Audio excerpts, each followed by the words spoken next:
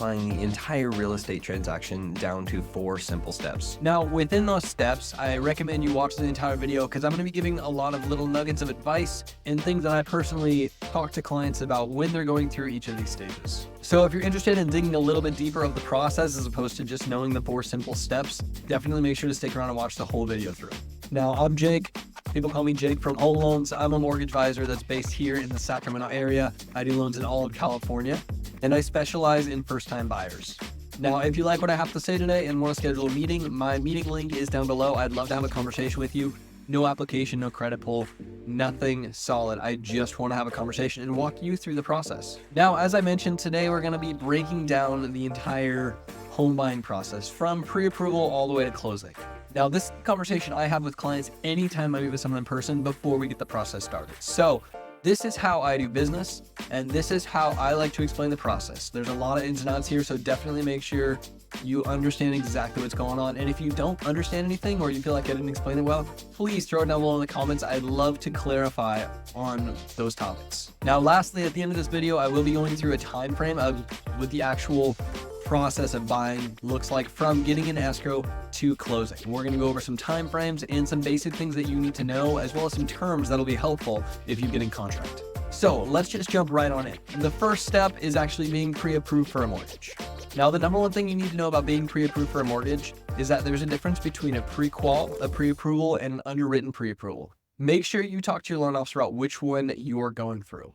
And if you want to understand the difference between those a little bit more, there is a video linked right here. I do walk you through what the difference in each of those are and which one's going to be best for your situation. Now, the second thing about getting pre-approved is making sure you're working with a loan officer.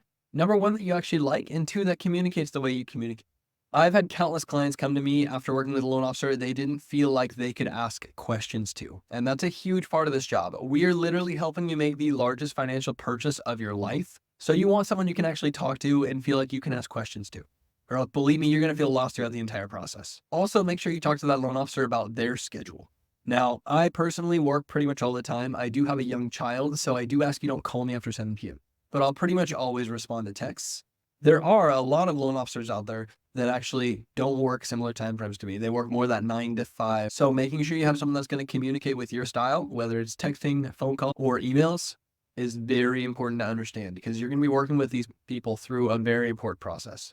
Now, the last thing about getting pre-approved is get the loan officer or the mortgage broker, whoever you're using, what they ask for. The amount of times that I've talked with clients that are so excited to get into the pre-approval process, and then once we get started, they won't give me the documents I need in order to give them a pre-approval. They want to get to the fun part, which is buying the house. But believe me when I say, you're going to have a lot less fun when you're in contract on that house if you weren't fully pre-approved. If you never got your loan officer the documents they need and you're going in blind, it's not only going to make your offer look much less serious, it's also going to cause a headache for both you, your realtor, and the entire process. So when you do get a list of documents from your loan officer, either when you just take that application or after you have that conversation, make sure you get them everything they ask for. Now, to recap this point of getting pre-approved, make sure you understand your level of pre-approval. Are you getting pre-qualified, pre-approved, or underwritten? Work with someone that you know is going to work well with you. It's less about the rate and a lot more about the communication and the person you actually work with. Work with someone you can ask questions to and that you're going to be comfortable talking to about your personal finances. And lastly, make sure you get them the documents they ask for. You don't want any issues once you're in escrow or even once you're looking for the home. Now, the second large portion of understanding the entire home buying process is finding a good realtor. Now, stick around for just a minute. I've actually compiled a list of questions that I have my clients ask realtors when they're out interviewing if they don't have someone they're already coming in. And honestly, even if you have a realtor you're already using, feel free to ask them these questions. They're very important and very good questions to know what that realtor is going to do for you. Now, to clarify, picking a realtor is very important. I've seen a lot of people come in, get pre-approved, do a great job getting ready to go, and then use a family member or a friend as a realtor. Now, I have nothing against using a family or a friend. That was me when I first started, but work with someone who's going to have a good mentor and knows how to put the work in. I am all for working with newer realtors and helping them get the experience, as well as working with people that are going to work well for you. But don't just work with the coworker that happens to have their license to make a couple extra bucks on the side. Make sure you're working with someone who's serious about this, because working with the right realtor and lender combo can literally save you thousands. And if you want to see how that works, there's actually a video linked here with one of the realtors that I worked with. We were able to get $42,000 in credit and move in $0 out of pocket. So go check that out if you want to see why working with a good realtor and lender combo is so important. Now, getting to it, here's some of the questions that I personally would ask a realtor if I was looking for a home. One, what is your communication like as a realtor? You want to work with someone that communicates the way you communicate. If they text, if they call, if they email, you want someone you're going to be able to respond to, and someone's going to be on top of responding back when you ask them a question. Number two is, when can we contact? Do you work more than normal schedule? I cannot tell you how many times I've called a realtor and gotten their voicemail at 6 p.m. and it says, if it's after 5 p.m. on a weekday, I'll get back to you on the next business day. And honestly, if you're in this profession, I don't really think that makes a whole lot of sense. You want someone that's going to answer their phone, be able to ask questions to, and work for you no matter what. Now, I'm not against having boundaries. As I said, I have some, but there is a point. If you don't answer your phone, you're probably not doing your job very well. Number three is, how are you keeping us updated through the process? With communication, are they sending you texts or emails or phone calls daily? Is it weekly? Are you just getting emails from them and expected to keep up on your own? Make sure you're working with a realtor that's not afraid to communicate with you, even if it's a simple text, straightforward, letting you know this is where we're at in the process. Next question I have is, what is your strategy? Now, I recently worked with a realtor that was brought in by some clients that when I called them for the first time, they said, well, obviously, most people just want the highest dollar. So what I do is I wait till last minute before I put in an offer and I make sure it's the highest dollar. Now, I personally think there's a lot of different things sellers look for beyond just the highest dollar. And I know because I've experienced getting offers accepted that have better terms as opposed to just being the highest offer. So what is your strategy beyond just bidding over asking price? How do you go above and beyond to figure out exactly what those sellers want that I can put in my offer that makes me the most enticing as a buyer to buy their house? What are your normal contingency times? Do you believe in removing contingencies on anything? If so, why? What is your expectation for us as buyers? How do we need to communicate and be here for you to make sure we're allowing you to do the job the best you can? And lastly, do you have a network of other good realtors that you work with? People that can get you off-market listings and really help network out and find what we're looking for. How's your reputation with other realtors?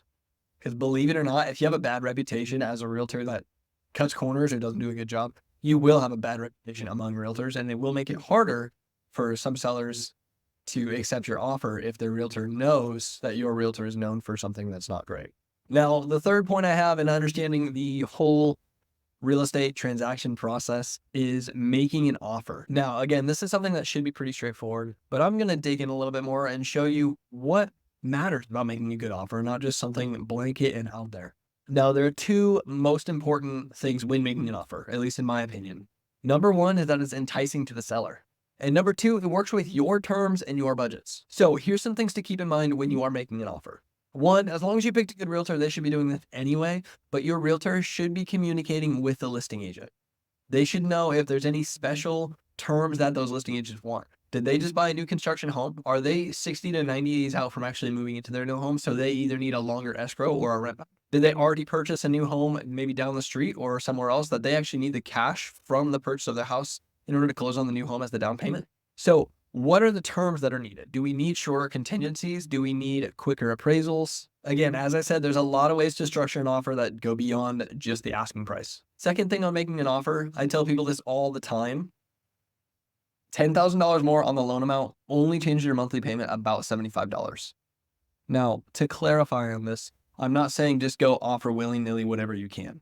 But if there's a house you absolutely love, don't lose that house over not offering a couple $1,000s over the asking price, because the reality is it's only going to change your monthly payment a little bit.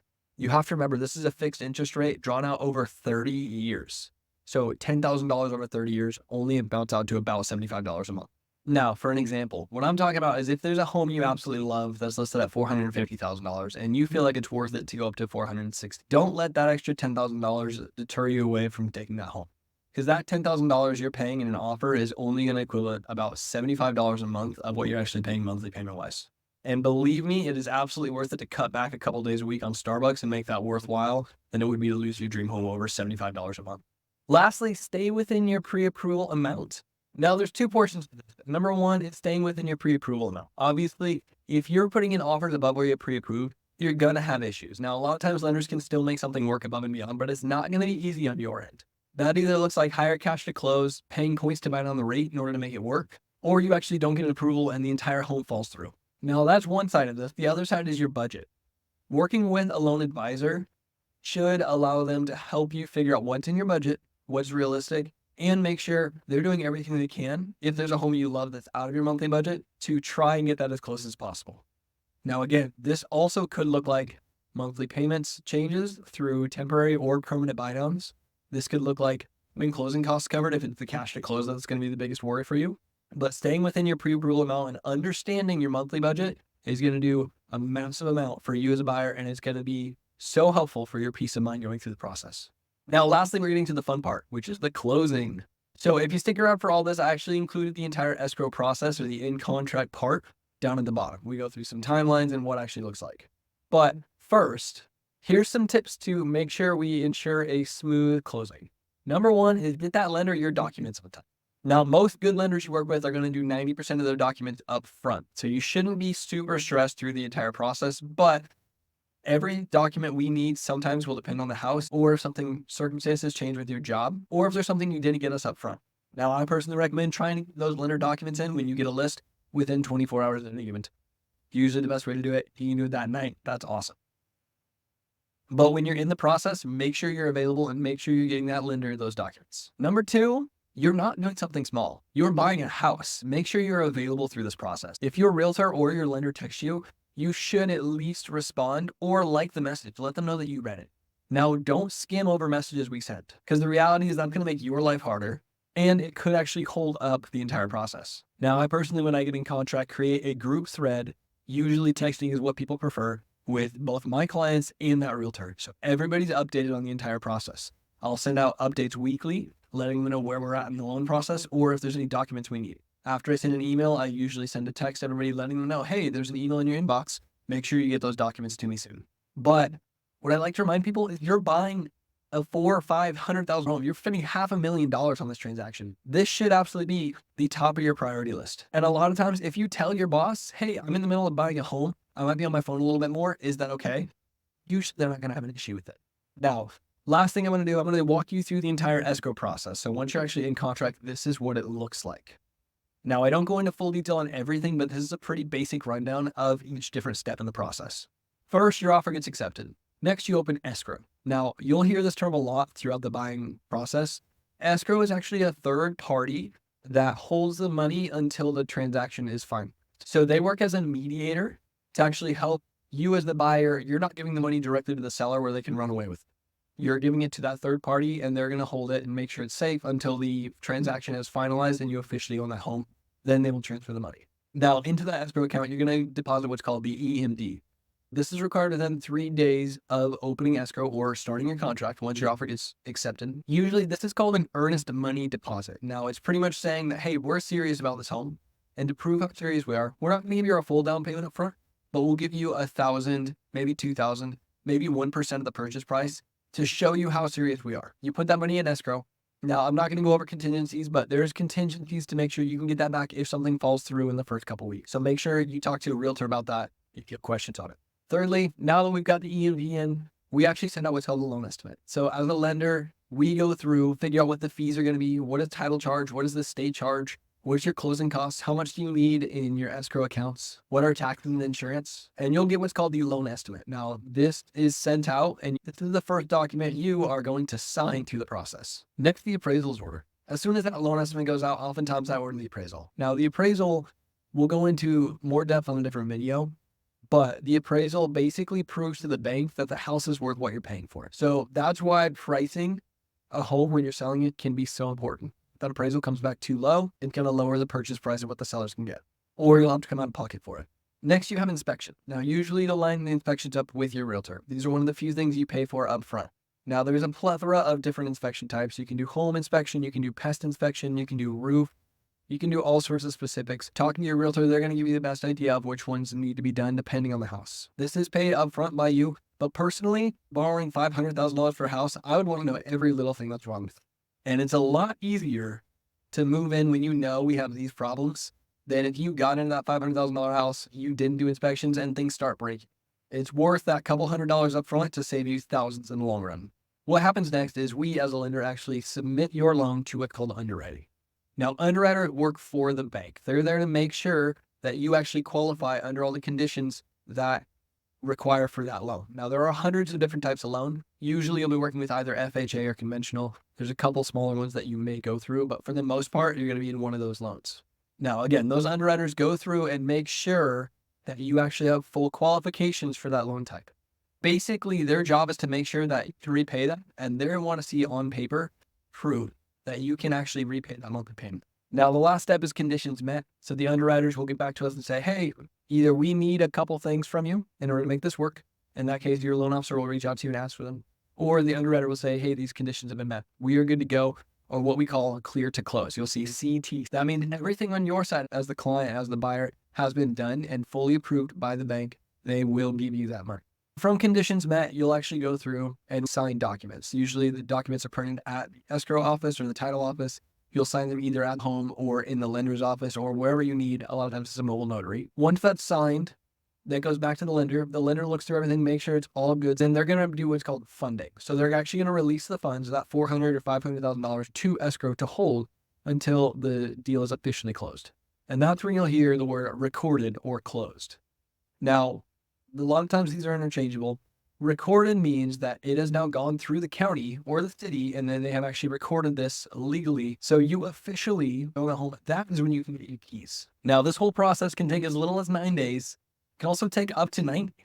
Most of the time in California, which you're going to see at 30 days or less. So basically, the 4 main simple steps to understanding the entire real estate transaction are get pre-approved, get a good realtor, write the offer, and then close it. Now, knowing these steps can massively help you understand what needs to happen if you're looking to buy a home, and also help you understand processes, timeframes, and help you from slowing down the process if you didn't know any of this. Lastly, if you found this video helpful, please hit that notification button or subscribe, shoot me a like, help push this out to other people who are looking to learn. But that's all I got for you today. Leave a comment down below if you feel like there's anything I missed or didn't answer. I'd love to either make a video on it or comment back. And again, if you want to schedule a meeting with me to see what the pre-approval process would look like for you, then use my link below, schedule a time with me. I'd love to have a conversation. Again, no pressure, no credit check, just a conversation with you to explain the process.